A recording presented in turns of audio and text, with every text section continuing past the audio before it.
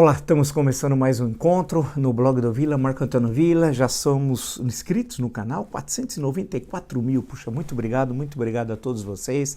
E sempre falo, se você se inscreveu ou gosta do canal, indique para uma amiga, um amigo. Fácil, blog do Vila, Marco Antônio Vila, fala para ativar as notificações, que é aquele sininho do lado. Utilize das páginas, os comentários de vocês fazem isso muito bem. Coloque lá o que vocês gostaram. Recorde as últimas entrevistas. Nós estamos agora já preparando um bloco de novas entrevistas, já estão. Hoje, inclusive, já foi um bom dia, mais um acerto. Nós vamos ter um conjunto de entrevistas extremamente importantes já no final dessa semana e para a próxima semana. E lembro que as últimas postadas, as últimas 4, foi do senador Fernando Collor, do Dr. Dimas Covas, diretor do Instituto Butantan, do Dr. Sérgio Moro, ex-juiz, ex-ministro da Justiça e Segurança Pública, e lembro também foi ministro, o general Santos Cruz. Então, são reflexões bastante interessantes sobre o Brasil, né?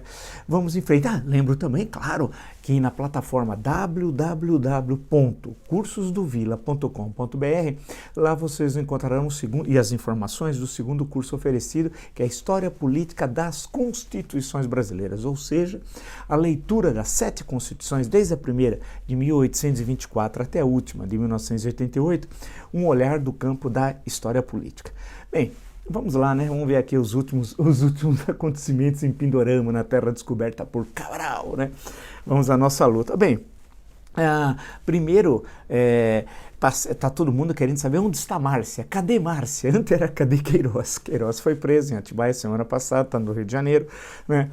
Agora a pergunta é, cadê Márcia? Márcia está desaparecida. O que vai acontecer é que, evidentemente, a polícia vai logo encontrá-la. Eu estava até aguardando um pouquinho, porque eu tinha uma intuição que hoje ela seria presa. Não sei, pode ser que até meia-noite isso ocorra, né? E aí ela vai ser levada para o Rio de Janeiro e, claro, o Brasil inteiro vai esperar, né, que ela comece a falar, ou a prisão dela leve a Queiroz falar, pelo que tudo indica, né? E por que isso é importante? É triste dizer isso porque nós queremos discutir grandes questões estruturais do país, mas temos que discutir no campo do crime, porque o presidente da República tem relações carnais, né, com essa caterva, né, do crime organizado no Rio de Janeiro, né, com o escritório do crime, com o Adriano, aquele capitão que foi morto na Bahia de forma estranhíssima, né? A mulher dele desapareceu, vale destacar. A mulher. É bom lembrar que o gabinete do Flávio Bolsonaro empregou durante 10 anos a mãe do assassino, do capitão Adriano, um homicida, matou dezenas de pessoas, era chefe de uma milícia. Milícia é um crime organizado que vendia proteção, controlava o gatunete, né, que é o que eles fazem nessas regiões, a questão da venda de gás, água, vendiam, entre aspas, segurança e invadiam terrenos e faziam construções clandestinas, né, e alugavam essas construções sob domínio do crime, né? E o Adriano fazia isso e, segundo o Ministério Público do Rio de Janeiro, haveria até o que me causou eu fiquei abismado, falei, a que ponto chegou isso? Até uma sociedade com o Flávio Bolsonaro. E como eu digo, Flávio não é nada, Carlos não é nada, Eduardo não é nada. Eles são marcas fantasia de Jair Bolsonaro. Ninguém age lá por vontade própria.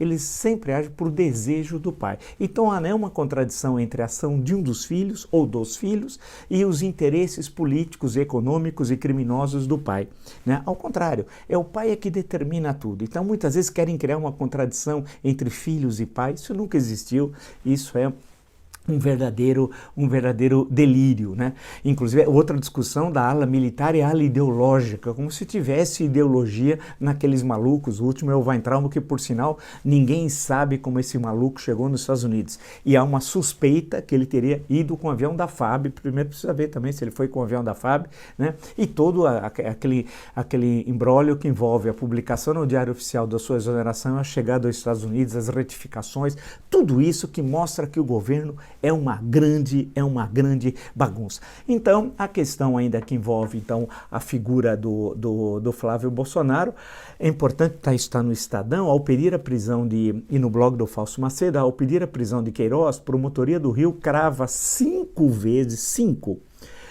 que Flávio Bolsonaro é líder da organização criminosa. É o que nós falamos aqui, né? Estamos juntos, nesse caso, com o Ministério Público do Rio de Janeiro. Relatório do Ministério Público Estadual, que levou à captura de ex-assessora parlamentar, reforça o senador, filho mais velho do presidente, no topo do grupo-alvo de inquérito das rachadinhas na Assembleia Fluminense. E aí a matéria tem inclusive o documento aqui na íntegra, né, sobre todas as ações, como é que foi feita, quanto que movimentou, vale a pena vocês acessarem, é importante essa publicização, né, a quebra de sigilo de muita gente, de 103 pessoas, né, como é que era toda essa articulação e todos os crimes que o Ministério Público do Rio de Janeiro atribui a Flávio Bolsonaro, e nós sabemos e insistimos sempre que Flávio Bolsonaro não existe, né? Flávio Bolsonaro é uma pessoa, um nome fantasia de Jair Bolsonaro. Então aí tem peculato, organização criminosa, corrupção, etc, etc, etc, né? Tem um monte de crimes aí que são atribuídos a lavagem de dinheiro, organização criminosa, etc, etc. Tudo isso está sendo devidamente investigado, não na velocidade que acho que nós gostaríamos, mas tudo isso vai ser devidamente esclarecido. Mas o país tem de parar e discutir isso, porque isso envolve diretamente o presidente da República, que passa grande parte do dia preocupado com isso, né? Inclusive saiu muitas notícias que ministros querem que Bolsonaro troque os seus advogados de defesa, dos seus filhos. Ministro não é para cuidar disso, esse é um assunto da esfera privada do presidente. Ministros é para cuidar dos assuntos públicos. Então vocês percebam como eles fizeram uma espécie de casa da Noca, né? O Palácio do Planalto virou uma confusão. Então eles misturam assuntos privados e assuntos públicos. Bem, falando nessa mistura de assuntos públicos e assuntos privados, e é muito interessante a burguesia bolsonarista. Nós temos uma burguesia bolsonarista, né? Que é a fake elite, é a burguesia bolsonarista, é aquela que não é aquela que parece que é, mas não é, né? E é interessante que parte dessa burguesia bolsonarista, de acordo com as investigações do ministro Alexandre de Moraes, está envolvida em todo aquele escândalo lá, e aquele esquema das fake news, dos canais, que eles andaram apagando mais de 3 mil vídeos, né? E tudo aquilo. Então tem um monte de gente, é uma gentalha, né? Essa burguesia bolsonarista é gentalha. Eu chamo os trombadinhas do capital, ou pode chamar também de fake elite. E no jornal Folha de São Paulo, vocês podem acessar a Receita Federal, eles são tão bons patriotas, põe o verde e amarelo, tal, grandes patriotas. Olha o patriota. Receita Federal aponta manobras tributárias de empresários ligados a Bolsonaro. Valores cobrados em autuações do fisco chegam a 650 milhões de reais. Débitos são alvo de contestação em conselho. E aí vem a figura dessas pessoas aqui impolutas, gente que você conversa para tomar café, gente que tem conteúdo, né? Um tal de Luciano Hang, que é conhecido como Zé Carioca, né? Salim Matar, Rubens Menin, Flávio Rocha, diz a Folha, na lista de nomes em disputa com o Fisco e a PGFN, Procuradoria-Geral da Fazenda Nacional, entenda-se, constam ainda Júnior Durski, Edgar Corona e Sebastião Bonfim, tudo de acordo com a Folha de São Paulo, que ouviu os dois lados. Agora, realmente os valores são fabulosos, são de muitos milhões. O Zé Carioca, de acordo com a Folha de São Paulo, Zé Carioca é a denominação que o Jim Jones deu para ele, né? Então vamos chamar, por sinal, até hoje o presidente da República não respondeu o que o Jim Jones da Virgínia, conhecido como Olavo de Carvalho, o nome fantasia, falou dele, né? Veja o que ele falou para ele fazer com a medalha, olha que fineza, isso é gente fina, né? E fez acusações de prevaricação, dizendo que ele estava prevaricando, né? E fez acusações gravíssimas, ele não respondeu a nenhuma delas, o homem que é forte, e nem seus filhos, todos ficaram quietinhos, sinal que ele deve ter razão, o Jim Jones da Virgínia. Mas o Zé Carioca, como ele chamou, na Receita, a Ravan deve ao menos 57 milhões e 900 mil reais e ainda 13 milhões e 200 mil reais em cobrança e mais 123 milhões parcelados pelo último refis. Quer dizer, ele já devia, fez um refis, que é um parcelamento de dívida de 123 milhões e deve ainda, de acordo com a matéria da Folha de São Paulo, 57 milhões e 900 mil reais e tem mais 13 milhões e 200 mil que está em cobrança e mais 123. Pô, caramba, que eficiência essa burguesia bolsonarista fake elite. Pô, só isso está devendo para a Receita Federal. Um desses aí, não sei se foi até o Zé Carioca, disse que a simples eleição em 2018 do Jair Bolsonaro ia gerar 1 milhão de empregos.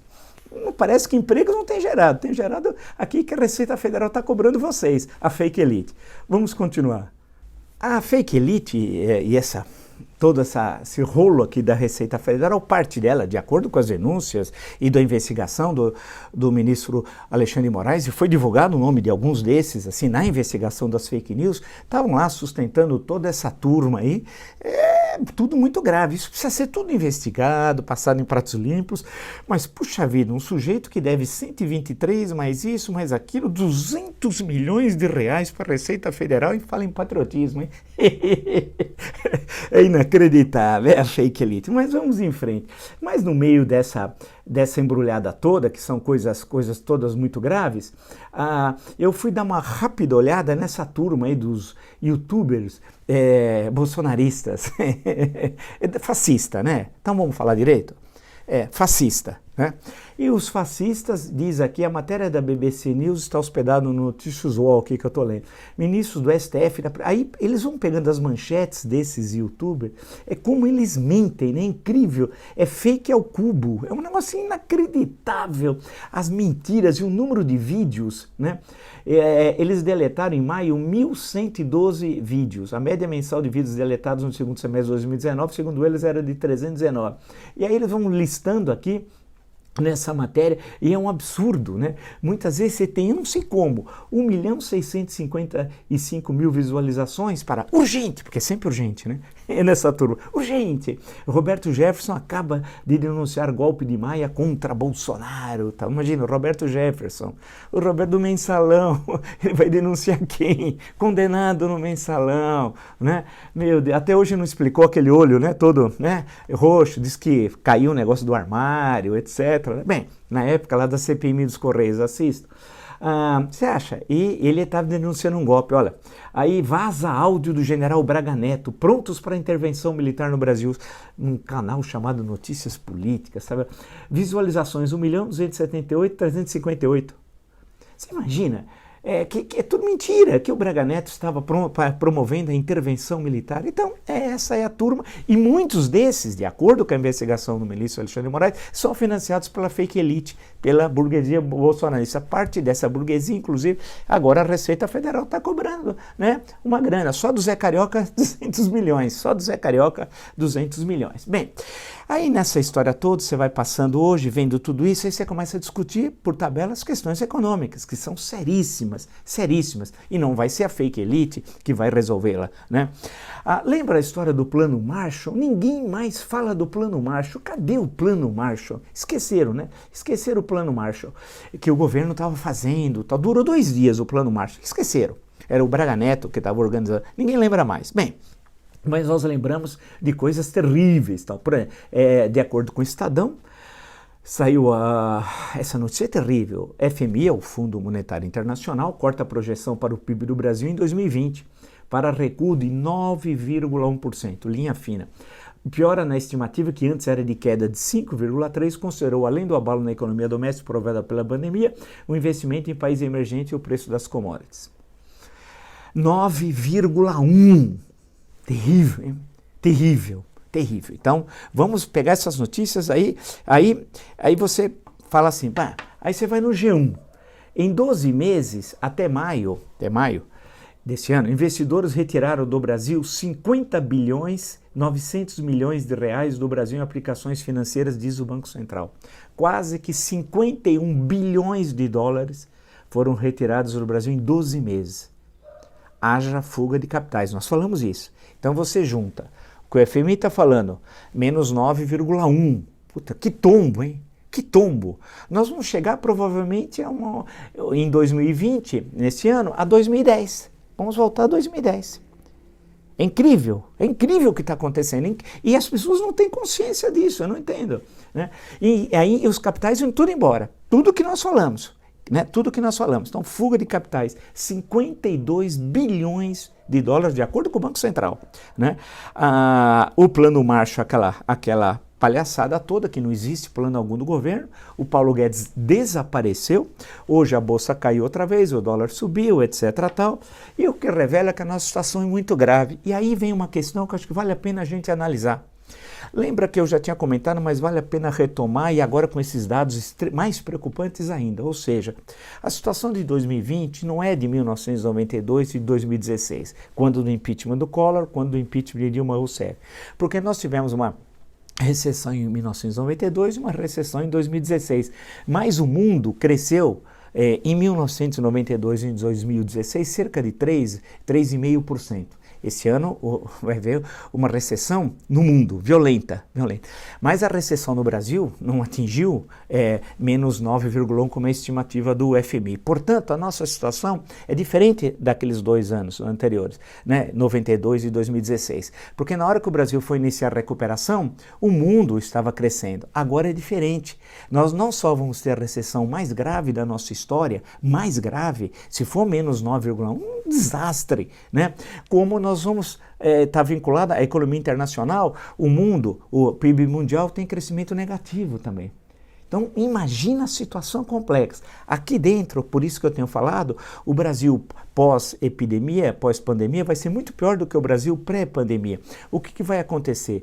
Não só a quebradeira de milhares e milhares de micro, pequenas e médias empresas, especialmente, já está ocorrendo, mas milhões de desempregados, não assuste chegarmos a 25 milhões de desempregados em agosto, né? Portanto, nesse segundo semestre, vai piorar a distribuição de renda, aumentar a desigualdade que já é gravíssima no país, piorar todos os nossos índices no campo da educação, da saúde, o índice de desenvolvimento humano, tudo isso, nós vamos ter uma bomba social, uma enorme panela de pressão pronta para explodir. O governo não tem a mínima ideia do que vai fazer. E vocês não imaginam que essa fuga de capitais vai ter alguma alteração? Não, todo mundo quer investir no Brasil. Eu pergunto a você que conhece um pouco de história econômica e acompanha o que ocorre no mundo. Todo mundo quem? É diferente de outros momentos históricos, por exemplo, os anos 1960, 1970, né? Peguei essas 2 décadas como exemplo do século XX, pós-Segunda Guerra Mundial, portanto, e durante a Guerra Fria, em que os investimentos excluíam os investimentos internacionais e investiam na antiga União Soviética, que estava fora quase disso, na Europa Oriental, sob domínio da União Soviética, né, o socialismo real, Hungria, Polônia, a antiga Tchecoslováquia, Albânia, Romênia, etc., né? A China, que fazia parte também do mundo comunista, apesar dos atritos com a União Soviética, fechada até então, né? Muitos países do Sudeste Asiático, alguns em guerra, como o Vietnã, o Camboja, vizinho, que teve intervenção, o Laos, vizinho também, e outras regiões do mundo, né? Que você não tinha, o capital não ia colocar seu dinheiro lá, nos países recém-independentes da África, por exemplo, né? E o Brasil era um território seguro, né? Um território seguro e com estabilidade política naquele momento histórico. E os capitais vinham para cá porque nós tínhamos um mercado consumidor que estava crescendo, estabilidade política, né? Investimentos que estavam tendo retorno rápido, o grande capital internacional investia no Brasil. É radicalmente distinto do momento atual, para vocês entenderem. A instabilidade política, ter um criminoso, um chefe de Orcrim na presidência da República, um homem que é ligado a Adriano, um assassino ligado a Queiroz, aquela baixaria, né, lá do Rio de Janeiro, aquele submundo, aquela gentalha, aquela caterva, né? Alguém que tem um advogado que teria, de acordo com a imprensa, negociado com outro advogado que estava em contato com a família do Adriano para que o Queiroz desaparecesse, quando o Queiroz estava vivo, em dezembro do ano passado, e esse advogado, que é esse Wassef, que agora eles estão com medo que ele fale, teria se reunido 2 vezes com o Bolsonaro, em Brasília, no palácio do governo, que é sede do Orcrim.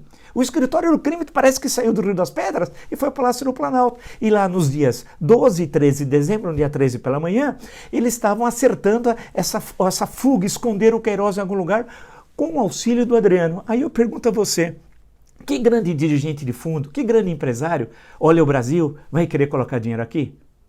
A questão que se coloca, portanto, é isso. A fuga de capitais, 51 bilhões em 12 meses de dólares, né? Então é esse o cenário. Não adianta vir alguém aí, um Dr. Pangloss da vida, lembrar o célebre personagem do Voltaire, lá do Cândido, que vai dizer, não, vamos ser otimistas. Não há otimismo. A gente tem que ver a realidade, porque vendo a realidade como ela é, nua e crua, permite uma saída rápida e melhor e mais consistente. Não adianta adorar a pílula. Dizer que não, 2021 vai ser uma maravilha, e 2020 nós vamos aprovar isso, aprovar nada, nada. A situação é gravíssima, é um país destruído e um país isolado diplomaticamente. Tudo que nós falamos durante meses está se comprovando. Um Estado pária, ninguém quer saber do Brasil. Falamos da questão dos investimentos, que não iam chegar aqui, não estão chegando. Falamos da fuga de capitais, está ocorrendo. Falamos da questão das exportações para a Europa, o que aconteceria, está ocorrendo, né? Da mesma forma que não teria um acordo com a União Europeia. Bateu. Da mesma forma a questão dos Estados Unidos, aliança equivocada com o governo Trump. Bateu. Tal acordo não vai passar porque a Câmara dos Representantes já disse não. Na atual conjuntura, tudo indica que o Trump não vai ser reeleito nas eleições de novembro. Nós sempre falamos que precisamos ter uma relação mais próxima com um grande parceiro que é a Argentina. O governo faz o contrário com a Argentina. Nossa maior parceira aqui na América do Sul. Importantíssima para o Brasil. O Carlos Bolsonaro estava atacando, eu falei ontem, chamando que o socialismo voltou à Argentina, como se já tivesse existido. Primeiro, nunca existiu. Se não existiu, não podia voltar, né? E voltar por quê? Porque nunca existiu o socialismo. Isso é loucura do Jim Jones da Virgínia, daquele que agrediu o presidente da República e foi humilhado, e esse presidente humilhado não respondeu a ele. Teve medo, é um homem fraco, covarde, não é líder. E não é líder também por quê? Né? Eu fui olhar a agenda do presidente. Eles nos assistem, viu? Eles alteraram algumas coisas para mostrar mais compromissos dele. Só que se você somar o tempo, e tem vários intervalos entre uma audiência e outra, hoje ele trabalhou pra caramba. Sabe quanto? 5 horas. Alguém vai falar assim, mas outros compromissos não estão na agenda. Então ele está violando a Constituição. A transparência está aqui. Se aqui não corresponde à verdade, é crime. Então ele trabalhou 5 horas. Podem examinar, entrem na agenda. E esse foi um dia exaustivo, hein? Porque ele não é de trabalhar 8 horas. Se você for 8 horas nunca, 9, 10, sábado, domingo, feriado, se ele não trabalha, sexta-feira à tarde, ele não trabalha. Então nós não temos liderança e isso tem um reflexo direto sobre a nossa situação. Então tudo isso que a gente está vendo, esse caos econômico que eu tenho sistematicamente falado para vocês, está aí, está presente. E as pessoas ficam com medo de investir no Brasil, né? Só fica do lado do Bolsonaro a fake elite, essa burguesia bolsonarista. Muitos deles que têm problemas gravíssimos, de acordo com o que lemos aqui, com a Receita Federal.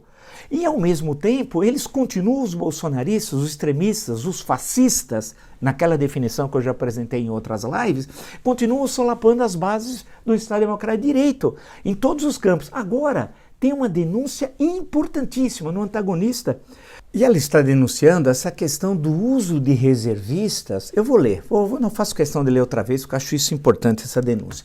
Para ela, o uso desses reservistas armados é absolutamente inconstitucional e embute uma série de riscos, como a criação de uma espécie de milícia inimputável e até mesmo a infiltração de criminosos. Sabe por quê? Ao permitir que sejam integrados condenados em primeira instância. Denúncia importantíssima, né? E ela nos anexou a toda a denúncia que ela apresentou, entregou ao Ministério Público Federal, né?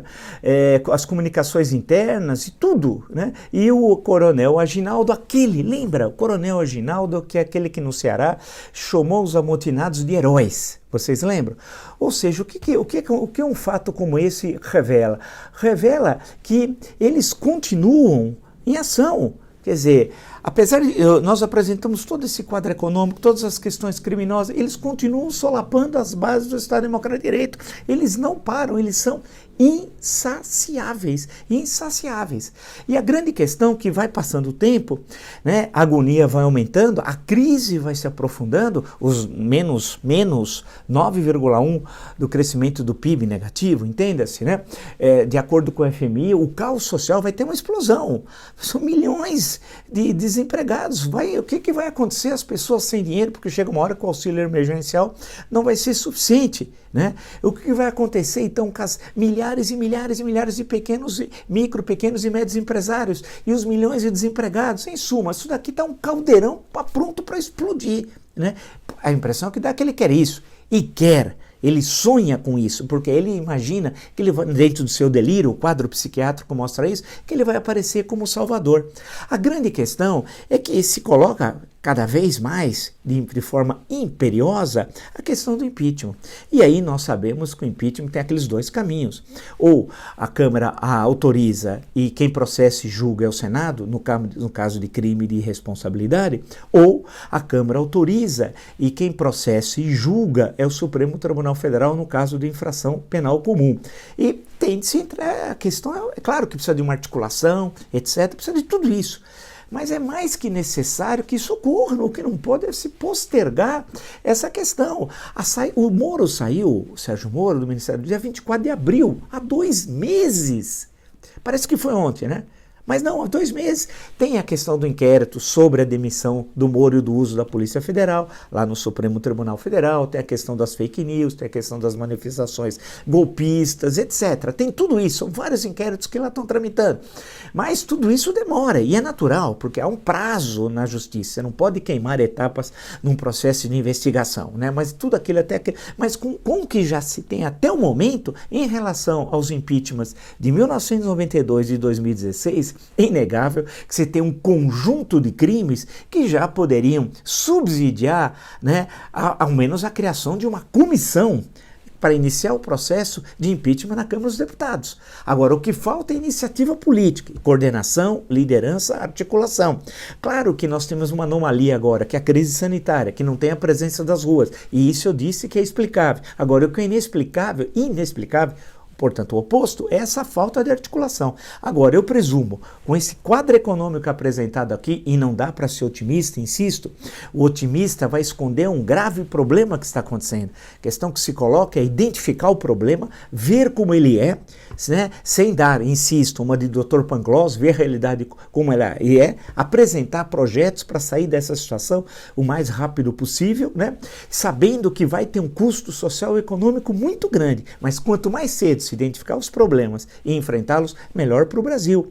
Essa agonia lenta, vai sangrando o país. Não vai sangrando o chefe da Orcrim. O chefe da Orcrim, ele nem se importa. Ele não tá. Veja, que análise econômica ele fez até agora do que está acontecendo? Nenhuma. Análise sanitária? Nenhuma. Nada. Ele é uma pessoa limitada intelectualmente, desinteressada, preguiçosa, daí ele ser considerado um mandrião na presidência da República, é um irresponsável, estabeleceu alianças absurdas no campo internacional com os governos fascistas da Hungria, da Polônia. Ele ia visitar a Hungria, só não foi por causa da pandemia, né?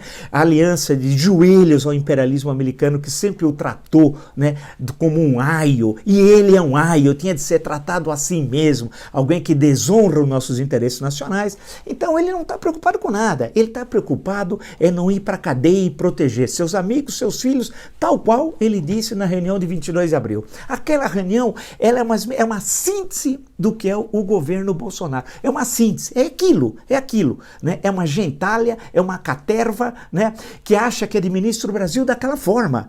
Você imagina a oitava, que era, porque não será mais, a oitava economia do mundo. Um negócio assim inaceitável. Então a questão que se coloca, você tem um subsídio para ao menos iniciar uma comissão que vai apreciar um processo de abertura de um processo de impeachment. Tem todo aquele trâmite que outro dia eu posso até explicar, algo que foi feito em 1992 e em 2016 é mais recente, eu relembro para vocês como é que foi esse processo.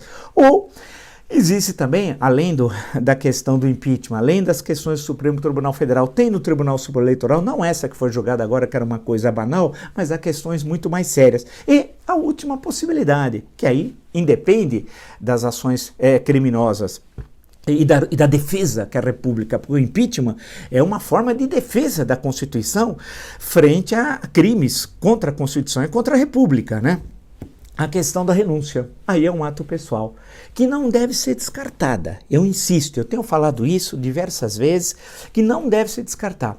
Ele aí tenta sair por cima, dizendo que está fazendo um sacrifício, mas está deixando o militar para continuar a sua obra, como se ele tivesse uma vinculação com as Forças Armadas. Ele saiu com desonra, ele foi condenado por terrorismo, ele não representa as Forças Armadas ou o Exército, coisa alguma, mas é uma possibilidade de saída e ser candidato em 2022, né, ainda aguardando, já que vai para a primeira instância, boa parte dos seus crimes, né?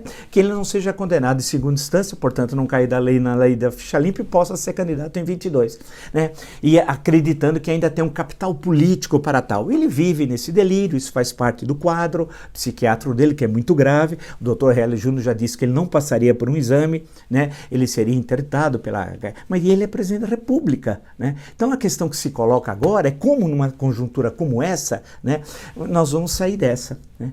Aí depende das lideranças. E agora, com essa situação econômica grave, eu espero que as lideranças empresariais, não a fake elite, a burguesia bolsonarista, os fraudadores da Receita Federal, esses não representam os empresários brasileiros, né? Isso eu já disse diversas vezes e cada vez mais se comprovando tudo isso, né? Nem aqueles do agronegócio que querem destruir a Amazônia, é um setor minoritário que não representa o moderno agronegócio, que sabe da importância da relação entre conservação do meio ambiente e aumento das exportações do agronegócio brasileiro. Como é que essa convivência tem de ser harmônica e não uma contradição antagônica, como uma minoria ainda que opera naquela região imagina. Então agora é necessário justamente esse choque de realidade, né? Ver como é que está a situação, enfrentar, né?